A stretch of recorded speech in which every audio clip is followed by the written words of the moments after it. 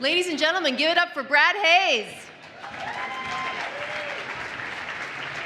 Thank you, Eleanor. That auction is so much fun. I hope you all enjoyed it as much as I did. Now I'd like to invite to the stage Dr. John Phipps to introduce tonight's honoree. Dr. Phipps is Novant's Executive Vice President and President of the Medical Group. He's also a practicing endocrinologist at Novant Health Salem Family Medicine.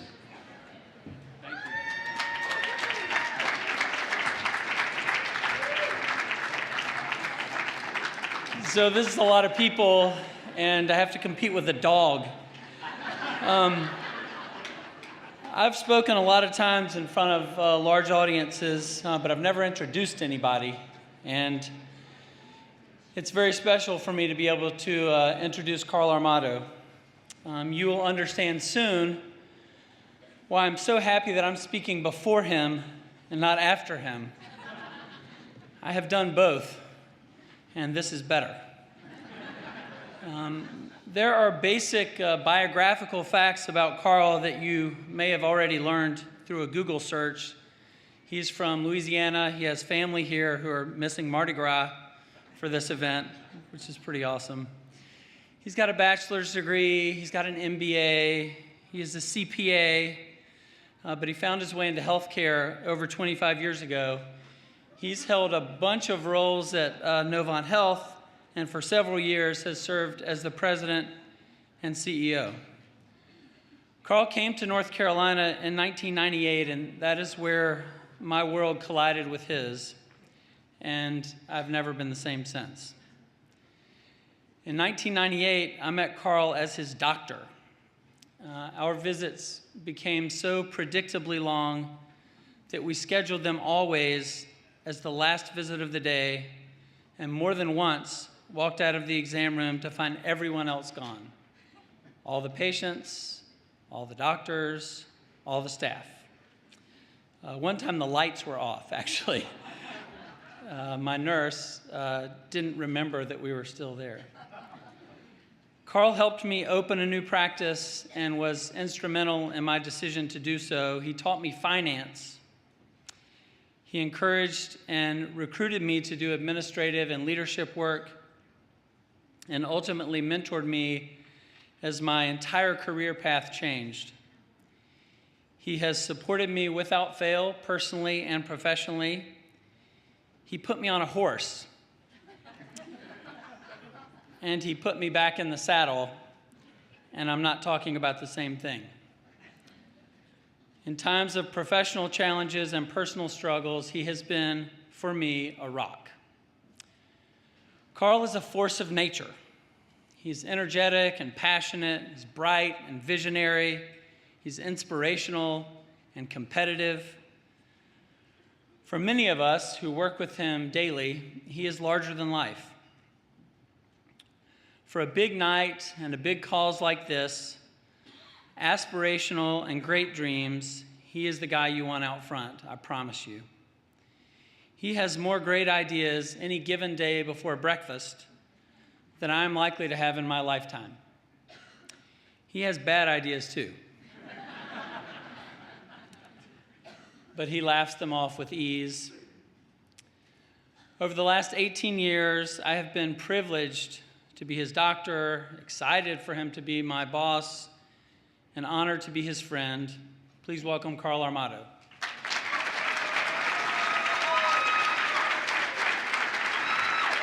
I'm Taylor. I was diagnosed with diabetes when I was 12 years old. I'm 23, and I've had diabetes for 11 years. Since I've been diagnosed, I've already seen so many advancements that the research has taken, and a lot of that comes from these galas and the money that we raise on a night like this. And just in the past 2 years, they've had a lot of advancements with a continuous glucose monitor, which makes everyday life so much easier. And I have an app on my phone that's constantly tracking my blood sugars, and it just helps you feel normal. I love my CGM because when I go to bed at night and say I'm like 150 and I don't know if I'm going up or down, so I don't know if I need to be giving myself insulin, I don't know if I need to be eating something, and so usually I'd have to wake up like later in the night to check again, but with my CGM I don't have to do that.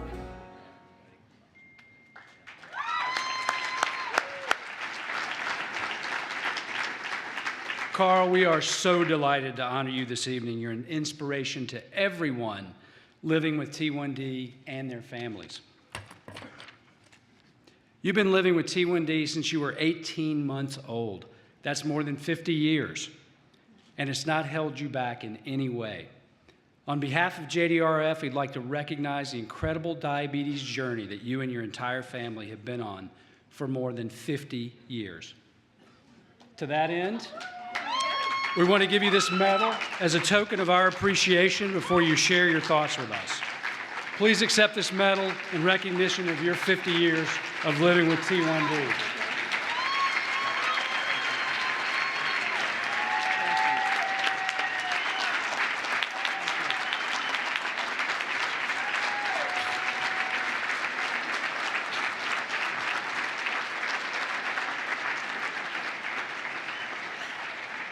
Thank you. Thank you. Thank you, Brad.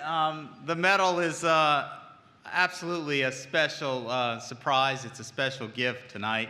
John Phipps, thank you for the introduction. A friend, a colleague, and I'm so glad our life's opportunities have brought us together. So thank you for that. I have to tell you, there's living with diabetes for over 50 years is due to a number of people in the audience tonight. I have had a remarkable support team, but it's also due to the JDRF and the research and all of the work it's done to help so many people like me. And so, you know, I think about years ago and how unimaginable it was, you know, to think that you could live a full and productive life with type 1 diabetes. You know, so this medal tonight has significant meaning to me, and I'm truly honored to take part in an organization that's doing so good for so many. So thank you. You know, just the name of our event tonight, Hope for a Cure. I'm struck by the fact that all of us have come together tonight because we have a bias toward the word yes. Yes. To invest time, money, and energy into a cure for type 1 diabetes, you first have to agree that there's hope. You have to say yes to hope, just the way JDRF does in funding life-saving research for this disease. The word yes is so important to us living with type 1 diabetes. And that's because just the diagnosis of type 1 diabetes seems to come with a world of no's. So I've been managing my type 1 diabetes for as long as I can remember. When I was diagnosed around 18 months old, my mother, who's here tonight, Leona Armato, who I have to tell you is very, very afraid of needles. Very afraid of needles. But she gave me life-sustaining insulin shots until I was old enough to do it myself. Mom, I'm going to ask you to stand up. Just to stand up.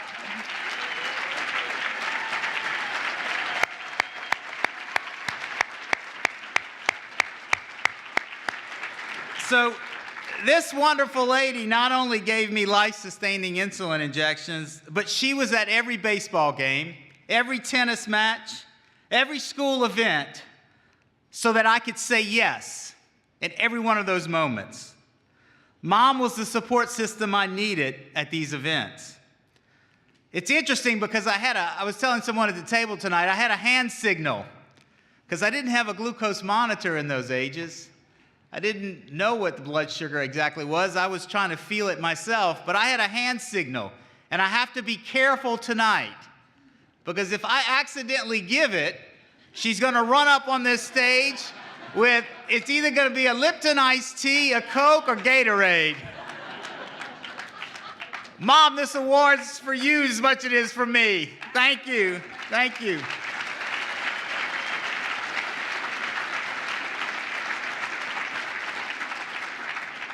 So my mom and dad were the first people that teach me that you could live a full, wonderful life with diabetes. They found ways to say yes when so many people around me were telling me no.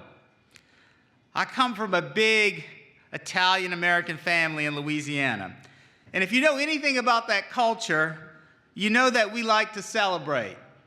And I'm saying we know how to celebrate. It doesn't matter whether we're at some big event and family function or whether it's a day of yard work. We're pulling out, the barbecue pits. We're boiling seafood. We're doing something together as a family and fun. I will tell you, though, that whether it was food, family, and fun, all were big priorities for us. And my parents made sure that I got to say yes to that life. My father was a big believer in exercise, and my mother prepared meals as if everyone in the household was a diabetic. They didn't want me to miss out on my childhood, to let this disease steal the fun of being a kid.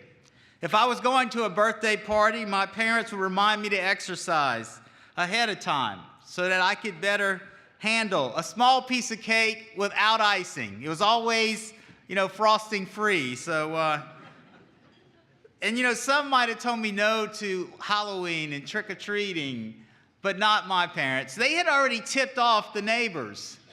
So when I would get home, I had the heaviest bag of treats. Now, let me tell you what it was. It was a bag full of apples, bananas, and oranges.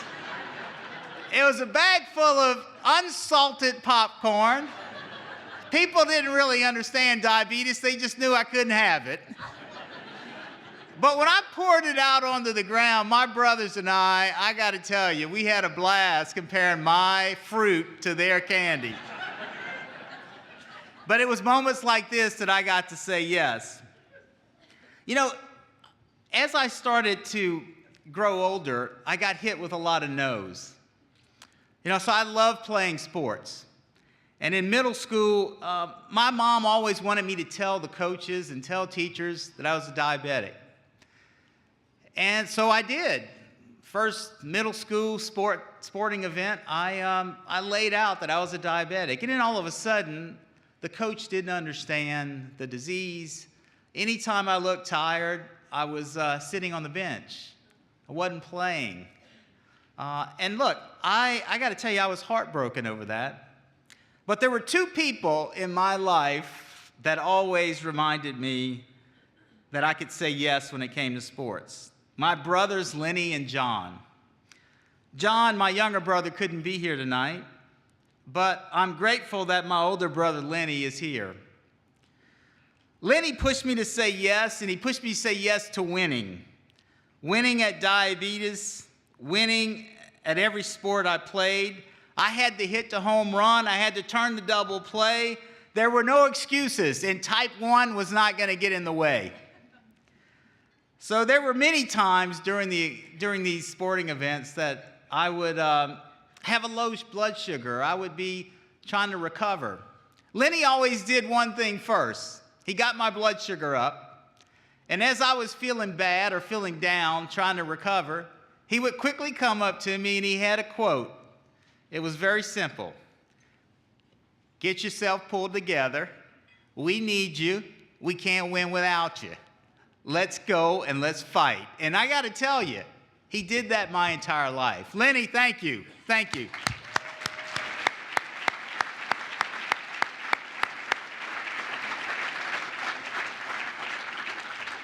So later, as I started to think about pursuing an accounting degree, I believe I was about 14, I went to one of my doctors, and I got a very discouraging bit of information at that doctor visit. He tried to discourage me from that passion. He told me by the time I'd be 25, I might be blind. And if you become an accountant, you're going to be lost. You won't be able to see the numbers. I got to tell you, I was devastated on that drive home. Sitting in the car, I didn't say anything. But my father, Lucian Armato, who passed away years ago, was there to lift me up.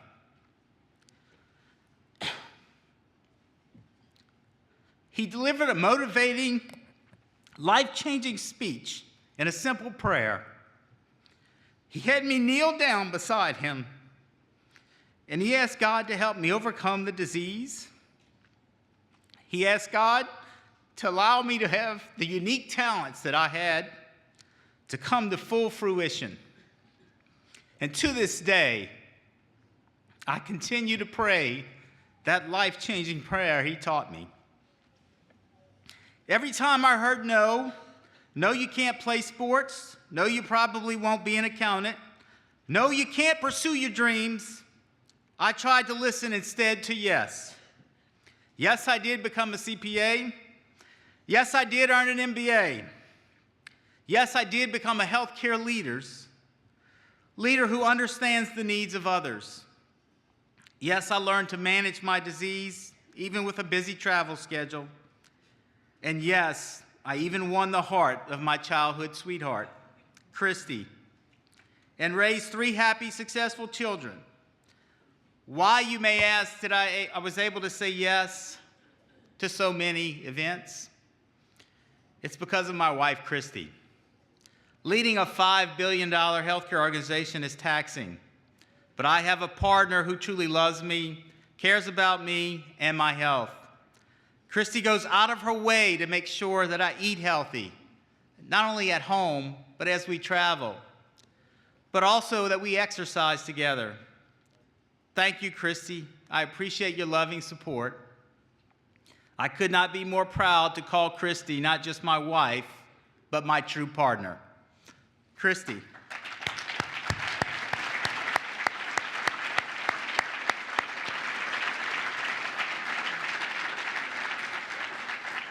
I also have to thank my 3 wonderful children, Carly, John, and Tyler. They have helped me in many, many ways in assisting me with type 1 diabetes. I have to tell you, they have most importantly helped me say yes to living life to the fullest. And they are as tough on me as my brother Lenny was all these years. In fact, they each were number 1 on their tennis teams. And they know their dad used to play the game. But I have to tell you that it's tough to even get a medical timeout with them. They take no pity on the fact that I might need a little glucose.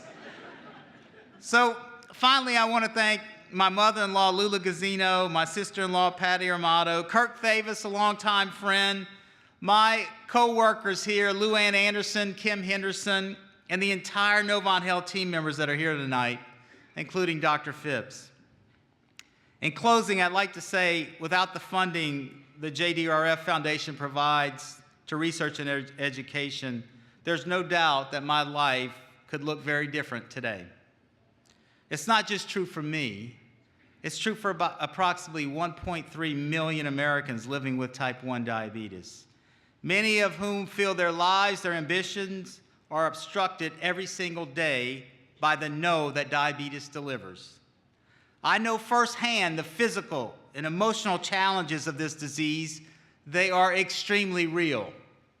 They're real not only to me, but they're real to the families inside of this room today.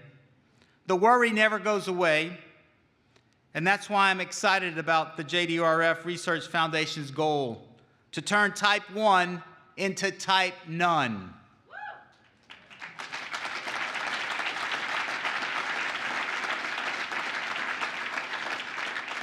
We're all here tonight because we believe in the power of yes. Yes, you can live an amazing life with diabetes. Yes, new work is being done every day to push back the boundaries of what's possible with type 1. And more than anything, yes, there is indeed hope for a cure. I want to personally thank all of you for being here tonight and hope you will continue to say yes to supporting the JDRF because their mission is absolutely making a difference. Thank you again for this honor, and I'm honored to be here tonight. Thank you.